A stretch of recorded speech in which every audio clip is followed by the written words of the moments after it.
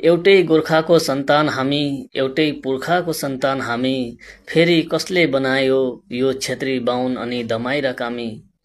लाज छैन तिमी मुलाहरूलाई दमाई कामी भनी आफ्नै दाजुभाइलाई हेला गर्ने अरे। अचम्मको कुरा यार, दमाई कामीले छोएको पैसा चल्ने अरे तर उनीहरूले छोएको पानी नचल्ने अरे। उनीहरूले बनाएको सियोदेखि लिएर मसिन दाउ खुकुरी सबैलाई विश्वकर्म बाबा भनी पूजा गर्न हुने अरे। तर त्यसको घरमा जाँदा दमाई कामी रक्सी गनाउँछ अरे, उनीहरूको घरमा रक्सी बनाउँछ अरे। कुरा सुन्दा पनि मलाई तातेर आउँछ यार, मेरो घरमा बाहुन बाजे जहिले मातेर आउँछ यार। हाम्रो समाजले यो कुरा किन बुझ्दैन?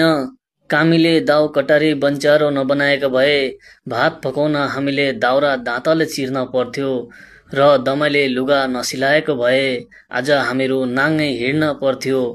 एउटै गोर्खाको सन्तान हामी, एउटै पुर्खाको सन्तान हामी, फेरि कसले बनायो यो क्षेत्री बाहुन अनि दमाई र कामी।